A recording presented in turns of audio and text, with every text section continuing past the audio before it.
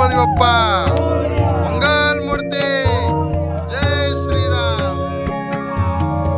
तो इसी तरह हमारी ट्रिप की शुरुआत हो चुकी है।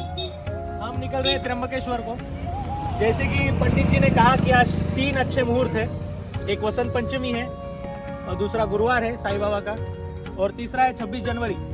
तो इस पावन अवसर पे हम निकल रहे हैं त्र्यंबकेश्वर को। और हमारे साथ है हमारे बाबा जी, रामदेव बाबा, इनको हम प्यार से बुलाते हैं, अमित तिवारी जी, ये नीतीश तिवारी जी, अनीश राय, उपाध्याय जी, आपले भाऊ, ये हमारा आर्यन, और जो वीडियो रिकॉर्ड कर रहे हैं वो है देशमुख साहब, और मैं अभय गोरकट्टे। हम अभी हमारा ब्लॉग शुरू करेंगे यहाँ से। नारियल फोड़ के शुरू हो गया है, तो चलिए दिखाते हैं रास्ते में हमें क्या क्या मिलता है। तो शुरू करते हैं। ओके, गणपति बप्पा मंगल मूर्ति। तो अभी फिलहाल हम हैं मुंबई अहमदाबाद हाईवे पे। यहाँ से हमारा रूट रहेगा सारोटी से लेके जवार, और जवार से लेके त्र्यंबकेश्वर। ये टोटल हम उमरगांव से निकले, ये त्र्यंबक तक 130 किलोमीटर का डिस्टेंस है, और अभी हम 20 किलोमीटर क्रॉस कर चुके हैं। सो 110 किलोमीटर बाकी है, और हमें लगता है हार्डली 2 घंटे लगेंगे। तो चलो महादेव का नाम लेके चलते हैं। बोलो जय शंकरा, जय शंकरा।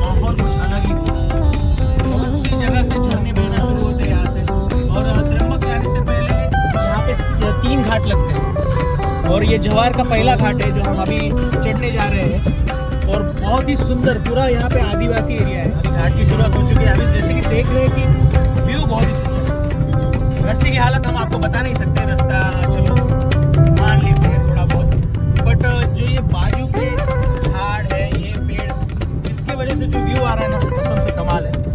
तो इसी पे हम आपके लिए एक शेर अर्ज करते हैं। तो अर्ज किया है गालिब, अर्ज किया है, माना कि दूर हो आप हमसे, माना कि दूर हो आप हमसे, पर थोड़ा मिलने की हिम्मत जुटाते हैं।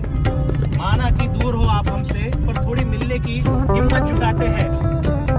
माना कि मंजिल बहुत दूर है, माना कि मंजिल बहुत दूर है।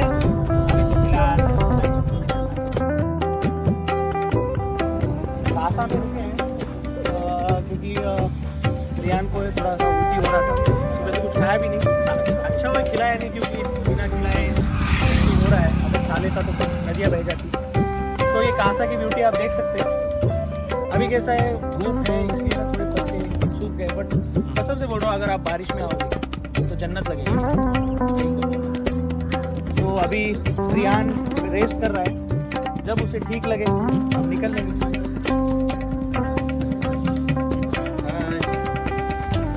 और बाबा हमारे साथ जाने वाले नहीं थे, हम इनको लेके जा रहे हैं। फ्लाइट था अभी लखनऊ जाने का टाइम हुआ, और हम त्र्यंबकेश्वर के बढ़ते हुए, जैसे अभी मैंने आपको बताया वीडियो में, और आगे हम ट्रैकिंग करने के लिए भी सोच रहे हैं त्र्यंबक के घाटों पे, ब्रह्मगिरी पर्वत पे हमें ट्रैकिंग करना है। जहाँ पे हम सोच रहे हैं कि अगर हमारा सब ठीक ठाक हुआ, जल्दी दर्शन हो गए, हमें वहाँ से स्वामी समर्थ केंद्र पे जाना है, क्योंकि आज वसंत पंचमी है, तो समर्थ महाराज के दर्शन लेना भी ज़रूरी है। तो हमारा त्र्यंबकेश्वर का दर्शन और स्वामी समर्थ का दर्शन अगर टाइम पे हुआ, तो हम सोच रहे हैं कि ब्रह्मगिरी पर्वत पे ट्रैकिंग करने का, जहाँ से गोदावरी माता का उगम होता है, जिसे दक्षिण की गंगा भी कहा जाता है। तो चलते हैं, अभी देखते हैं कितना टाइम लगेगा। अभी रियान तो रेस्ट कर रहे हैं, जब उसे ठीक लगे तब निकल जाएंगे।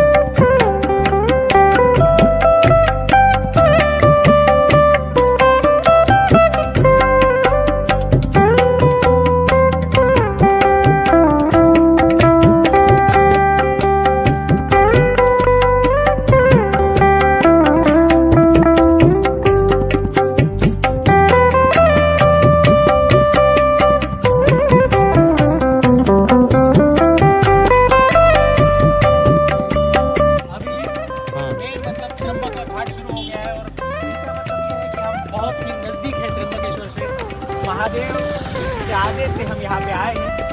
उनका आदेश होता है तभी हम आ पाते हैं, नहीं तो कोई कहीं नहीं जा पाता। ठीक है, तो अभी त्र्यंबकेश्वर का घाट शुरू हो गया है। 35 किलोमीटर के डिस्टेंस पे अभी घाट, अभी त्र्यंबकेश्वर का मंदिर है। देखते हैं, अभी पहले हमारे मिश्रा जी ने तो प्रण लिया है कि जब तक दर्शन नहीं करेंगे वो कुछ खाएंगे पिएंगे नहीं। पूरे सूख चुके हैं, पानी भी नहीं पिया है। त्र्यंबकेश्वर का घाट शुरू हो चुका है। यहाँ से 35 किलोमीटर के डिस्टेंस पे त्र्यंबकेश्वर का मंदिर है। और त्र्यंबकेश्वर के बारे में ये कहा जाता है कि यहाँ पे ब्रह्मा विष्णु महेश तीनों विराजमान है, इसलिए इस ज्योतिर्लिंग की इतनी खासियत है। तो अभी हम जैसे जैसे आगे बढ़ेंगे, जैसे जैसे मंदिर के पास जाएंगे, हम आपको त्र्यंबकेश्वर से जुड़ी हुई कुछ इंटरेस्टिंग कहानियाँ भी सुनाएंगे। तो फिर हमारे साथ जुड़े रहिए। धन्यवाद।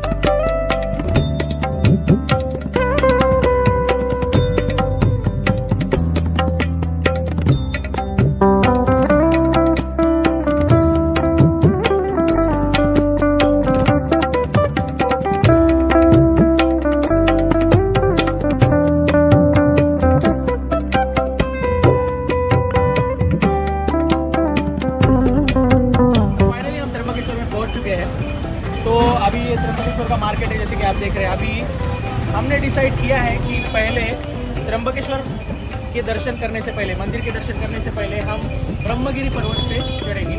वहाँ पे गोदावरी नदी का उगम देखेंगे। गोदावरी नदी, मैंने आपको पहले ही कहा था, गोदावरी नदी जो है उसे दक्षिण की गंगा कहा जाता है ना रियान?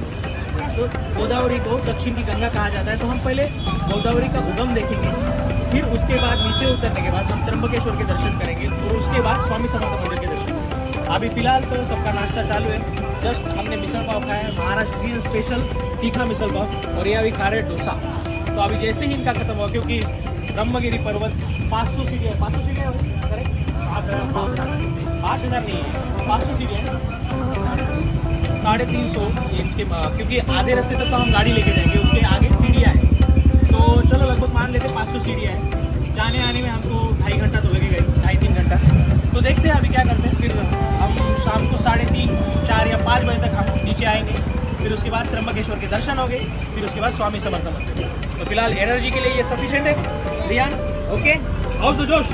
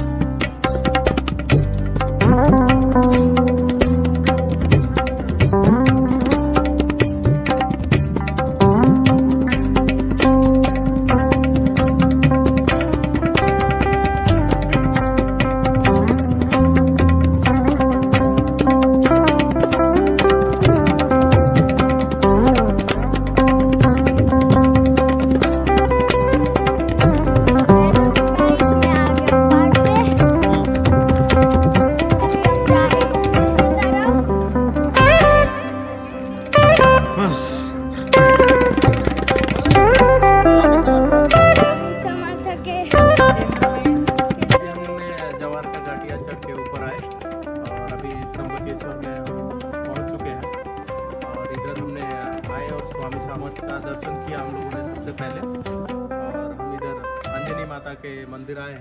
अंजनी पर्वत चढ़ने की हमारी इच्छा थी, लेकिन अभी हमारी सामर्थ्य नहीं हो पा रही है। तो विचार करते हैं आगे। अभी हमें त्र्यंबकेश्वर का दर्शन करना है। भगवान भोलेनाथ का एक ज्योतिर्लिंग है, जहाँ ब्रह्मा विष्णु महेश तीनों लोगों का वहाँ मूर्ति का स्थापना है। और आगे हम फिर देखते हैं, ऊपर हमारे चढ़ने की इच्छा है ब्रह्मगिरी पर्वत पे, और वहाँ फिर दर्शन करेंगे।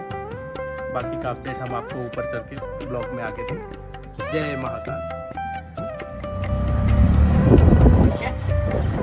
तो हमारा अभी स्वामी समर्थ का और अंजनी माता के और हनुमान बाल मंदिर का दर्शन हो चुका है।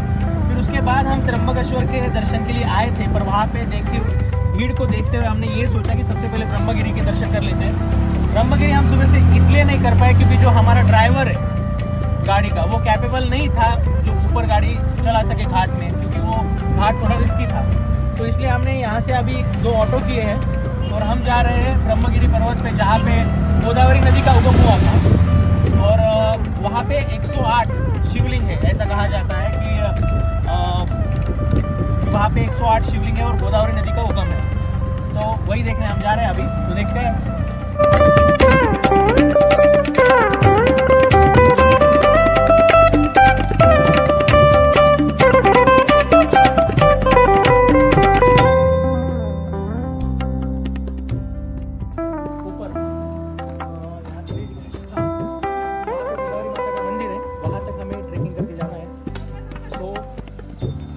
आधा घंटा लग सकता है, तो अभी हम निकल पड़े हैं अपनी लकड़ी लेके, चलते हैं। तो आपको पूरा रास्ते का व्यू दिखाते हैं।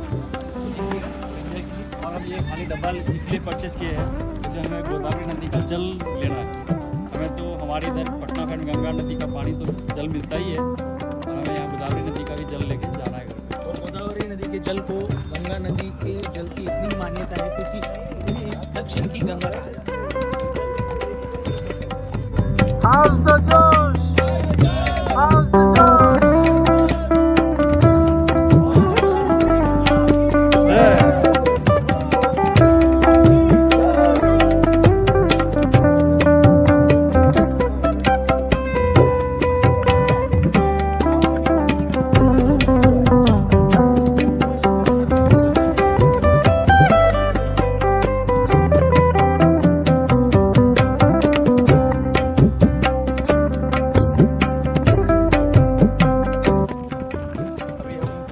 ब्रह्मगिरी पर्वत पे चढ़ना सब चालू कर दिए हैं। और ऐसा मान्यता है कि गौतम ऋषि को गौ हत्या का दोष लगने के कारण उन्होंने इधर तपस्या किया था, और तपस्या करने के बाद से यहाँ साक्षात भगवान भोलेनाथ ने अपना दर्शन दिया उनको। और इधर उन्होंने भगवान से ये मांगा कि इधर बहुत सूखाग्रस्त रहता है, तो इधर गंगा का प्रवाह करे। तो उन्होंने अपना जटा यहाँ पटका और गोदावरी नदी का इधर उगम हुआ। और उगम होने के बाद से इधर ऐसा बोलते हैं कि कभी भी सूखा नहीं पड़ा, हमेशा गोदावरी नदी का जल इधर प्रवाहित होता रहता है। अभी हमारी चढ़ाई चालू हो गई है, और देखिए रास्तों में ऐसे माले फूल सब मिलते रहेंगे। और ये बच्ची का हम माला ले लेते हैं। वहाँ पे तीन लिंग है, जिसमें ब्रह्मा विष्णु महेश तीनों का प्रतीक माना जाता है। तो वैसे ही यहाँ पे 3 पर्वत, एक नीलगिरी, एक ब्रह्मगिरी, और हम जहाँ पे जा रहे हैं वो है गोदावरी द्वार। तो नीलगिरी और ब्रह्मगिरी तो हम कर नहीं पाएंगे क्योंकि हमें ब्रह्मगिरी का दर्शन नहीं हुआ, तो हम अभी करेंगे गोदावरी द्वार, जहाँ से गोदावरी का उगम हुआ।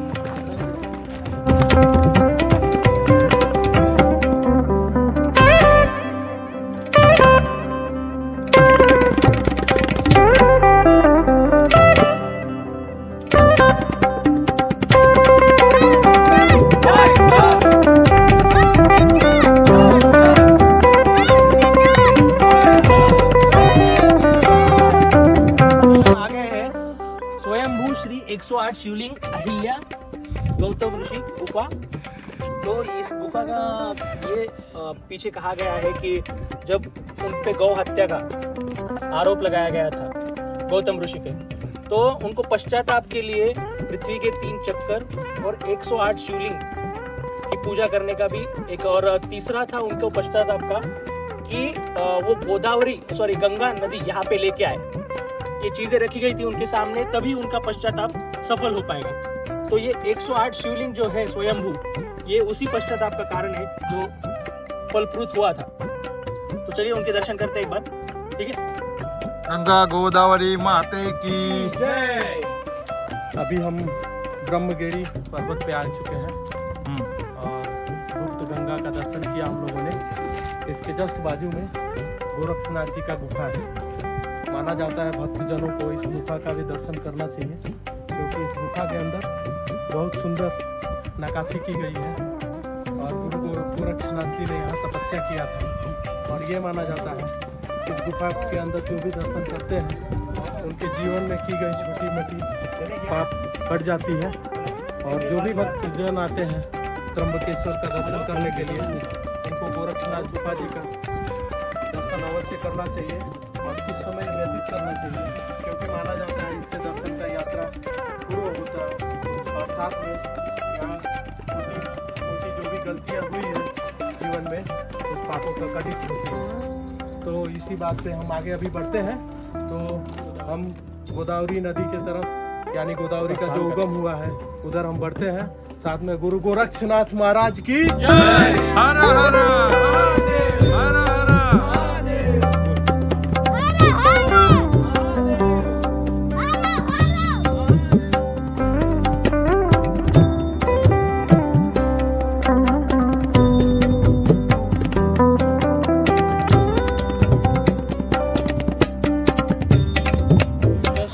ब्रह्मगिरी से नीचे उतर के आए हैं हम लोग। ब्रह्मगिरी जहाँ पे महादेव जी ने जटा अपनी पटकी थी गोदावरी का उगम के लिए, वो जगह तो नहीं हम जा पाए, पर जहाँ पे गुप्त जो गोदावरी है उसका दर्शन, गोरक्षनाथ भगवान का दर्शन, और जहाँ पे 108 शिवलिंग की पूजा किया था गौतमी महर्षि ने, उसका दर्शन हम करके अभी नीचे उतर के आए। और अभी लास्ट में हमारा लास्ट जो है वो हम करने वाले हैं त्र्यंबकेश्वर का दर्शन। त्र्यंबकेश्वर है 8वां ज्योतिर्लिंग, 12 ज्योतिर्लिंगों में 8वां ज्योतिर्लिंग है, और महाराष्ट्र में 3 ज्योतिर्लिंग में से एक है।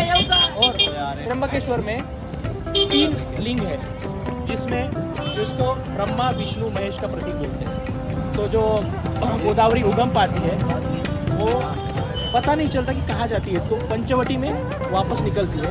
और जो 3 यहाँ पे शिवलिंग है वो 3 गोदावरी के भाई बोलते हैं, ब्रह्मा विष्णु महेश, तो उनको नहला के वापस गुप्त हो जाती है। तो अभी हम दर्शन करने वाले त्र्यंबकेश्वर का। अभी यहाँ से हमें लाइन लगाना पड़ेगा, इधर से लाइन रहेगी, तो देखते हैं अभी कितना वक्त लगता है। होप सो आधे एक घंटे में हो जाए।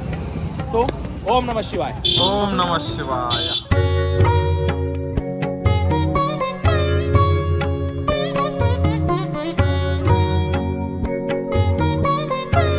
तो इसी प्रकार हमारा जो ब्लॉग है वो भी कंप्लीट हुआ त्र्यंबकेश्वर जी के दर्शन के साथ। हमें रात के 2:30 बज गए, हम 8 बजे दर्शन की लाइन में घुसे थे और 2.5 घंटा हमें दर्शन के लिए लगाया। 26 जनवरी है शायद, इसकी वजह से भीड़ रहेगा, बट दर्शन बहुत अच्छे हुए, कोई प्रॉब्लम नहीं है। और बाबा का बुलावा था तो फिर सब कुछ सही है। तो बोलो एक साथ ओम नमः शिवाय। ओम नमः शिवाय।